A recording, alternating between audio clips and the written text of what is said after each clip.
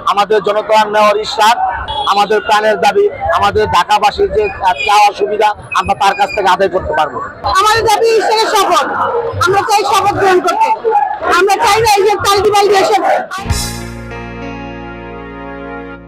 আসিফ মাহমুদ যেহেতু সে একটি কিছু মন্ত্রণালয়ের দায়িত্বে আছে, তার ইশারায় আমরা জানতে পেরেছি, আমরা ঢাকাবাসী বুঝতে পেরেছি তার ইশারায় সব হচ্ছে।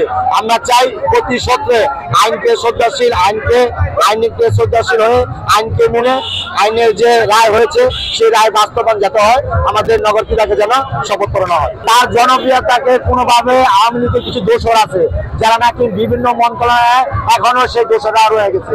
আমরা চাই প্রতি সূত্রে সেই মুখোশধারীদের মুখ উন্মোচন করে আপনাদের সামনে নিয়ে আসবো এবং আমাদের জনতার মেয়র এবং ঢাকাবাসীর নগরপিতা আমরা তাকে নগর ভবনে বসাবো। আমাদের ঢাকাবাসীর জন্য যা করে গিয়েছেন, যা রেখে গিয়েছেন, আমরা তার ঋণ কখনো বলবো না। যেহেতু মরহুম সাদেক হোসেন খোকারীর প্রতিচ্ছবি আমাদের জনতার নেওয়ার ইশরাক, সেহেতু আমরা আমাদের প্রাণের দাবি, আমাদের ঢাকাবাসীর যে চাওয়ার সুবিধা আমরা তার কাছ থেকে আদায় করতে পারবো। আমাদের ঢাকার মেয়র, আমাদের জনতার মেয়র, ঢাকাবাসীর মেয়র ইশরাক হোসেনকে আমরা চাই। মানে কোর্ট দিয়ে দিছে, কোর্টকে আইনের বাইরে দিছে, কোর্টকে আইনের বাইরে কথা বলে, তারা অযথাই এসে আবার আইনি আবার কোনো জটিলতা আছে কিনা তা আবার সেটা দেখতেছে। যেখানে কোর্ট দিয়েছে তারা আবার আইনি জটিলতা খুঁজতেছে, আইনি জটিলতা তারা খুঁজে পাইলে আমাদের জানা।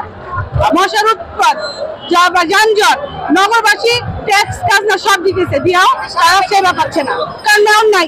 একজন পিতা ছাড়া যেমন সন্তানরা সে ভালো পায় না, ভালো যত্ন পায় না পিতা মাতা ছাড়া, তেমনি মেয়র ছাড়া আমাদের নগরবাসী ভালো কিছু পাচ্ছে না।